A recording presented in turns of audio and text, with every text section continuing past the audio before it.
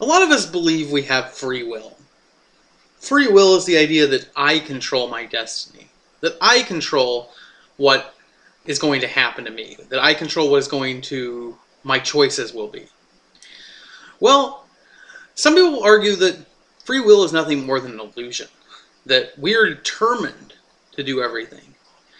That right down to the very choice, like, who you marry or what you do, is influenced by a million things. I mean, you go through a stage of life, like adolescence, and the reality is that while it's very individualistic, and because you're sitting in the seat as an adolescent, you think of your choices and behavior as your own and your own choices, but you're actually following a fairly predictable developmental stage. I mean, I know I talk to people whose kids are 2 and 3 and 1, that they are experiencing the same things I am with the kid, the behavior they're exhibiting that bothers them or troubles them, whether it be not wanting to share or whatever else.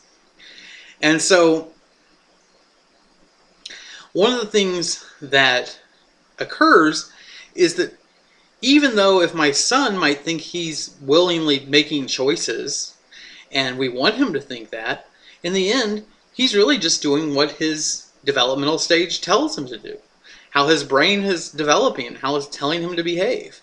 And that happens right through to adulthood. That perhaps even the choices we make today, like the fact that I'm sitting down to do this video at this very moment, I think that I willed myself to do it, that I would rather be sitting over in my chair watching TV, but I have willed myself, forced myself to do it. But in fact, it's really nothing more than some development of, my desire to get this done and published, and my own, background and experience and everything else combining to make this the moment that I do it. That I didn't freely choose it, but rather it was determined by a history of ideas. So which is right?